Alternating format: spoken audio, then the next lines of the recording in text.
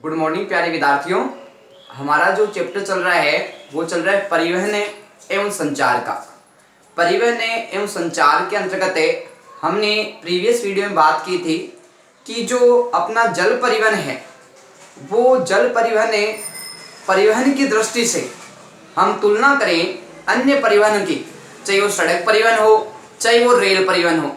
इन दोनों की दृष्टि से जो जल परिवहन है वो सबसे सुलभ, सबसे सस्ता और सबसे सुविधाजनक है, वो परिवहन माना जाता है। और जल परिवहन के द्वारा प्रमुखतः क्या है कि लंबी यात्राएं हैं वो प्रमुख रूप से तय की जाती है। और इसके साथ साथ जो माल ढुलाई का कार्य है, यानी विदेशों में या अन्य राज्यों में जो एक स्थान से दूसरे स्थान पे जो सामान पहुंचाया जाता है, माल ढुलाई का जो प्रमुख कार्य है वो जल परिवहन के माध्यम से, जो 95% है ढुलाई का जो कार्य है सामान का, वो प्रमुखतः जल परिवहन के माध्यम से किया जाता है। अब बात आती है कि ये जल परिवहन के द्वारा इस माल को पहुंचाया जाता है। तो हमने बात की थी प्रीवियस वीडियो में कि इसके लिए बहुत सारे बंदरगाह है वो बनाए गए हैं, जिनके माध्यम से जो अपने ढुलाई का सामान है या जो लंबी दूरी जो यात्राएं करनी है उसमें प्रमुखतः बंदरगाहों का सहयोग है वो प्रमुख रूप से रहता है। और इसके साथ में एक स्थान से दूसरे स्थान पे आसानी से क्या है कि वस्तुओं को पहुंचाया जा सकता है, लाया ले जाया जा सकता है। एक बात हमने इसमें और की थी कि पर्यावरण की दृष्टि से भी क्या है कि जल परिवहन को सबसे उचित, सबसे सुविधाजनक और पर्यावरण की रक्षा की दृष्टि से एक अच्छा है वो साधन है, वो यातायात का माना गया है। तो आज हम चर्चा करेंगे जल परिवहन के कुछ अपने आगे के कुछ महत्वपूर्ण बिंदुओं की, उनके बारे में विस्तार से अध्ययन करेंगे। तो सबसे पहले बात आती है कि आंतरिक जल मार्ग की जो प्रमुख नदियां हैं वो कौन कौन सी है। आंतरिक जल मार्ग का प्रमुख यहाँ मतलब है कि अपने देश में ऐसी कौन कौन सी नदियां हैं और वो नदियां हैं वो प्रमुख रूप से कौन कौन सी है जिनके कारण आंतरिक स्तर पे यानी अपने देश के अंदर ही क्या है कि उन नदियों के माध्यम से यात्राएं की जाती है और माल ढुलाई का कार्य है वो प्रमुख रूप से किया जाता है। जिसमें प्रमुखतः सहायक जो नदियां हैं जल परिवहन में वो प्रमुख रूप से कौन कौन सी है। तो ध्यान रखना, बात आती है गंगा नदी, हुगली नदी, यमुना नदी, ब्रह्मपुत्र नदी, नर्मदा नदी, ताप्ती नदी, भांडवी नदी, गोदावरी नदी, कृष्णा नदी और महानदी। ये जो प्रमुख नदियां हैं ये जल परिवहन की दृष्टि से सबसे प्रमुख नदियां हैं वो बताई गई है। और आंतरिक जो परिवहन किया जाता है प्रमुख रूप से वो इन नदियों के माध्यम से प्रमुखतः किया जाता है। तो एक प्रकार से कहा जाए तो जल परिवहन की दृष्टि से इन नदियों का आंतरिक जल मार्ग में महत्वपूर्ण योगदान रहता है। बात आती है भारत सरकार के राष्ट्रीय राजमार्ग है वो प्रमुखतः कौन कौन से हैं और उन्हें राजमार्गों का जो संबंध है वो प्रमुख रूप से कौन कौन से क्षेत्रों में है।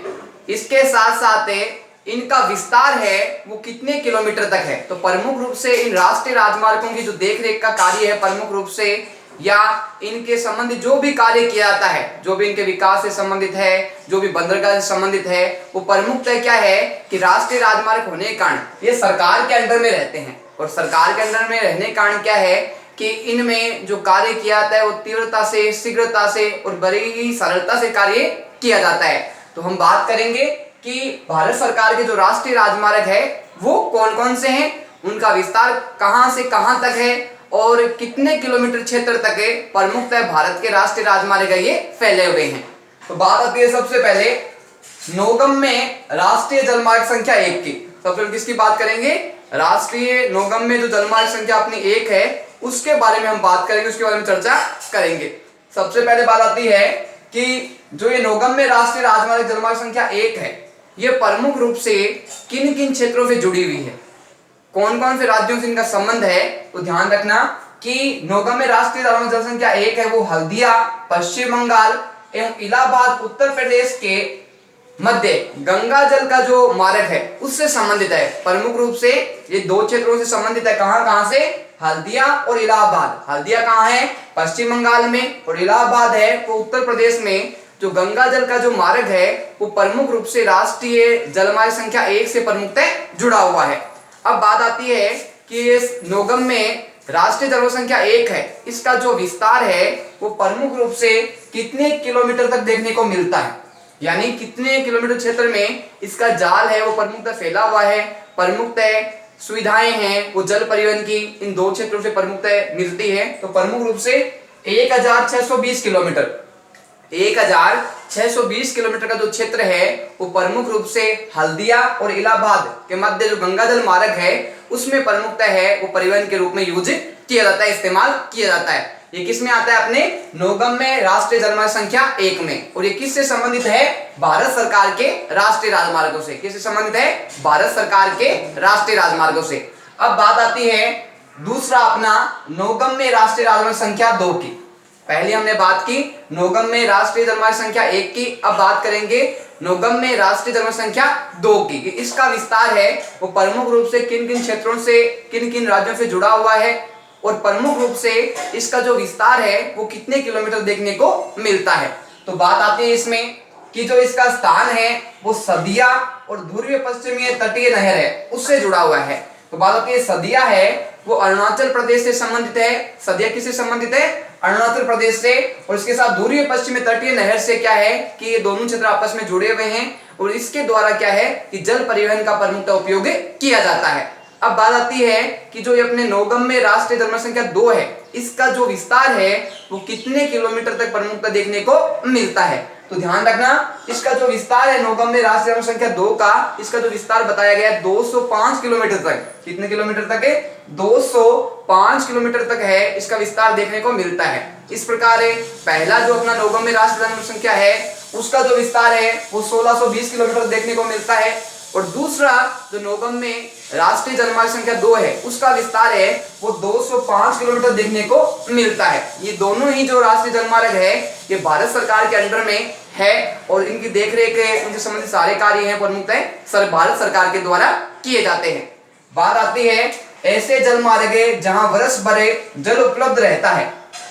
ऐसे कितने मार्ग बताए गए हैं? यानी ऐसे जलमार्ग जहां वर्ष भर जल उपलब्ध रहता है, यानी जल की कमी नहीं आती है और पर्याप्त रूप से यहाँ क्या है कि जल परिवहन का कार्य प्रमुखतः किया जाता है। एक स्थान से दूसरे स्थान पहुंचने में किसी प्रकार समस्या नहीं आती और लगातार जो ये मार्ग है ये वर्षा का जल उपलब्ध होने के कारण क्या है कि प्रमुखतः यहाँ परिवहन है वो सुचारू रूप से किया जाता है। तो ऐसे कितने नदी मार्ग है? तो ध्यान रखना 10 नदी मार्ग ऐसे हैं जहां वर्ष भर है वो प्रमुख रूप से क्या है जल उपलब्ध रहता है और जल उपलब्ध रहने के कारण क्या है कि जल परिवहन यातायात के रूप में इनका उपयोग प्रमुखतः किया जाता है। बात आती है ऐसे नदी मार्ग को राष्ट्रीय जलमार्ग घोषित किया गया है, यानी ऐसे नदी मार्ग जहां वर्ष भर जल उपलब्ध रहता है, जल की कमी नहीं रहती और सुचारू रूप से क्या है कि जल परिवहन है वो यातायात के रूप में इन नदी मार्गों का प्रमुखतः यूज किया जाता है। तो ऐसे नदी मार्ग को क्या है कि क्या घोषित किया गया है? राष्ट्रीय जलमार्ग घोषित किया गया है। क्या घोषित किया गया है? ऐसे नदी मार्गों को जहां पे वर्ष पर जल उपलब्ध रहता है ऐसे नदी मार्गों को सरकार के द्वारा क्या घोषित किया गया है? राष्ट्रीय जलमार्ग घोषित किया गया है, जिनका जो संबंध है वो आंतरिक स्थिति के साथ साथ दूसरे देशों से भी क्या है आपस में जुड़ा हुआ है। अपने देश में तो क्या है कि माल ढुलाई का कार्य होता ही है, जबकि अन्य जो देश है उनके साथ भी क्या है इन आपस में इनका संबंध जुड़ा हुआ है और प्रमुख रूप से यहाँ पे जल है पर्याप्त मात्रा से उपलब्ध रहता है, जिस कारण जल परिवहन के रूप में इनका प्रमुखतः उपयोग किया जाता है। बात आती है प्रमुख समुद्री पतन है या बंदरगाह। प्रमुख समुद्री पतन है वो कौन कौन से हैं, इनके बारे में विस्तार से चर्चा करेंगे, विस्तार से अध्ययन करेंगे। अब हम बात करते हैं कि जो प्रमुख पतन है, प्रमुख समुद्री पतन है, इनके बारे में हम चर्चा करेंगे। पतन को ही क्या है प्रमुखतः बंदरगाह कहा जाता है। अब बात आती है कि बंदरगाह है इनका इस्तेमाल है वो जल परिवहन के रूप में किस प्रकार से होता है और किस प्रकार से जल परिवहन के तहत पतन का या बंदरगाह का महत्वपूर्ण स्थान रहता है, इसके बारे में विस्तार से चर्चा करेंगे।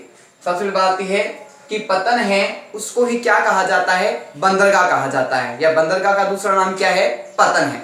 अब बात है पतन है वो जल परिवहन की दृष्टि से किस प्रकार लाभदायक है, किस प्रकार से इन बंदरगाहों का उपयोग प्रमुखतः किया जाता है। तो ध्यान रखना जहां जल यानों के रुकने, सामान उतारने तथा चढ़ाने की सुविधा हो, यानी जहां अपने जलयान है वहां जलयानों के प्रमुखतः रुकने का स्थान, यानी जब जलयान है वो एक स्थान से दूसरे स्थान पे यातायात है, यानी एक स्थान दूसरे स्थान पे दूरी तय करके आते हैं, तो वहां पे जो उनका रुकने का जो स्थान है, जो इनका ठहरने का जो स्थान है, वो प्रमुख रूप से इसमें आता है। और इसके साथ साथ क्या है कि सामान चढ़ाने तथा चढ़ाने की सुविधा हो, सामान को क्या है जहां पे उतारने की सुविधा हो और जहां पे सामान को चढ़ाने की सुविधा हो, तो वो प्रमुख रूप से किस में आता है, पतन में आता है। एक बार वापस से कि ऐसा स्थान है जहां पे क्या है कि जो अपने जलयान है उनके रुकने का स्थान हो, यानी ठहरने की व्यवस्था हो, ताकि वो बहे नहीं, एक स्थान पे स्थिर हो जाए। दूसरी बात है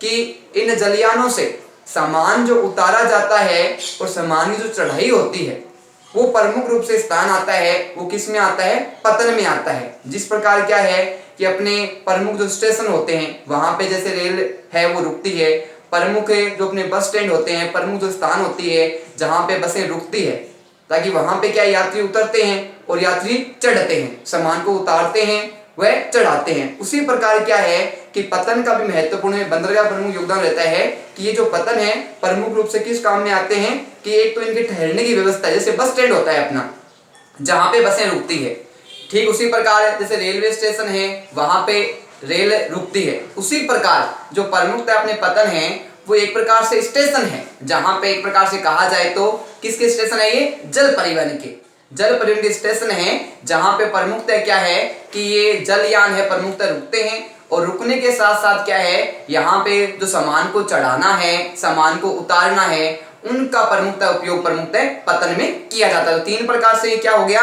रुकने का स्थान, सामान चढ़ाने का स्थान और सामान उतारने का जो स्थान है वो प्रमुखतः बंदरगाह होता है। एक प्रकार से हम किनारा कह सकते हैं जहां पे पानी का बहाव है वो बहुत कम होता है और प्रमुखतः क्या है कि सामान को चढ़ाया या उतारा जा सकता है। बात आती है भारत में प्रमुख जो पतन है, भारत में जो प्रमुख पतन है उन पतनों की संख्या कितनी है, भारत में प्रमुख कितने बंदरगाह है, प्रमुख रूप से तो ध्यान रखना प्रमुख बंदरगाहों की संख्या है 12 बताई गई है। भारत में प्रमुख पतन कितने हैं, 12 पतन बताए गए हैं। इसी प्रकार ये तो प्रमुख पतन है, इनके अलावा और छोटे और जो निम्न पतन है वो कितने हैं। ध्यान रखना कि मध्य और छोटे पतनों की संख्या है वो प्रमुख पतनों के मुकाबले बहुत अधिक होती है। तो ध्यान रखना कि भारत में मध्य व छोटे पतन है उनकी संख्या है 187 बताई गई है। कितनी बताई गई है, 187 बताई गई है। धीरे धीरे हम देखते हैं समय के साथ आवश्यकताओं के साथ प्रमुख पतनों की संख्या में वृद्धि होती जा रही है और छोटे और जो निम्न पतन है उनकी संख्या में भी क्या है लगातार परिवर्तन होता रहता है। आवश्यकता के आधार पे, परिवहन के आधार पे और सामान की ढुलाई के आधार पे इन पतनों की संख्या है वो लगातार बढ़ती रहती है, ताकि सामान जैसे जैसे अपना समय बढ़ता जा रहा है, जैसे समय समय बीतता जा रहा है, जनसंख्या वृद्धि हो रही है, उस आधार पे क्या है कि इनमें भी वृद्धि प्रमुख रूप से होती है। बात आती है कि पतन द्वारा देश का जो विदेशी व्यापार है, पतनों के माध्यम से जो देश का विदेशों में व्यापार किया जाता है, विदेशों में जो सामान पहुंचाया जाता है, उसका कितना प्रतिशत जो योगदान है वो प्रमुख रूप से इन पतनों के माध्यम से रहता है। तो ध्यान रखना कि विदेशी व्यापार में जो प्रमुखतः सहयोग रहता है माल ढुलाई का, सामान पहुंचाने का, या प्रमुख व्यापारी वहां साथ में सामान लेके जाते हैं, तो ध्यान रखना जो 95%, कितने प्रतिशत है, 95% जो विदेशों के साथ व्यापार है भारत का वो प्रमुख रूप से क्या है कि इन बंदरगाहों के माध्यम से जो जलयान के अपने साधन हैं उनके माध्यम से प्रमुखतः किया जाता है। एक प्रकार से कह सकते हैं कि जो जल परिवहन है वो विदेशी व्यापार में महत्वपूर्ण भूमिका निभाता है, एक देश से दूसरे देश में सामान पहुंचाने, लाने में और ले जाने में। बात आती है स्वतंत्रता प्राप्ति के बाद जो पहला पतन की स्थापना की गई, पहला जो पतन था वो कौन सा था, तो ध्यान रखना जो कांडला पतन है, जो कांडला पतन है वो स्वतंत्रता प्राप्ति के बाद का प्रथम पतन कहा जाता है। अब बात आती है कि कांडला जो अपना पतन है वो प्रमुख रूप से क्या है, किस राज्य से संबंधित है, तो ध्यान रखना कि ये जो पतन है गुजरात राज्य से संबंधित है। ये स्वतंत्रता प्राप्ति का पहला पतन है वो बताया गया है। बात आती है कि जो जवाहरलाल नेहरू पतन है वो प्रमुख रूप से कौन से स्थान पे है और कौन से राज्य से प्रमुखतः इसका संबंध है। तो ध्यान रखना कि जो जवाहरलाल नेहरू पतन है उसका संबंध मुंबई से है। इसका संबंध किससे है? मुंबई से है। और मुंबई है वो कौन से राज्य से संबंधित है? महाराष्ट्र से। जवाहरलाल नेहरू पतन कहां पे है? मुंबई में। और मुंबई का संबंध कौन से राज्य से? महाराष्ट्र से। बात आती है देश का सर्वश्रेष्ठ प्राकृतिक बंदरगाह है। देश का सर्वश्रेष्ठ जो प्राकृतिक बंदरगाह है वो कौन सा है और कौन से स्थान पे है? तो ध्यान रखना कि देश का सर्वश्रेष्ठ प्राकृतिक बंदरगाह है वो विशाखापट्टनम में है। कहां पे है? विशाखापट्टनम में है। और विशाखापट्टनम है उसका संबंध है वो प्रमुखतः कौन से राज्य से बताया गया है? आंध्र प्रदेश से। देश का ध्यान रखना, अगर क्वेश्चन आए कि देश का सर्वश्रेष्ठ प्राकृतिक बंदरगाह कौन सा है तो विशाखापट्टनम है। और ये कौन से राज्य में है? आंध्र प्रदेश में है। बात आती है देश का दूसरा जो बंदरगाह है, प्रमुख जो बंदरगाह है वो कौन से राज्य में है और कौन से स्थान से संबंधित है? तो ध्यान रखना देश का दूसरा बंदरगाह है वो चेन्नई में है। और इसका संबंध कौन से राज्य से? तमिलनाडु से इसका प्रमुख संबंध बताया गया। इस प्रकार यातायात के साधनों में हम देखें तो जल परिवहन है वो सबसे सस्ता परिवहन है, पर्यावरण की दृष्टि से भी लाभदायक है। और विदेशी व्यापार में क्या है? जल परिवहन का अधिक से अधिक उपयोग किया जाता है। 95% जो विदेशी व्यापार है वो जल परिवहन के माध्यम से किया जाता है। इनमें प्रमुखतः जो बंदरगाह है उनकी हमने चर्चा की। प्रमुख जो पतन है वो एक प्रकार से प्रमुखतः लाभदायक है, वो जल परिवहन में भूमिका निभाते हैं।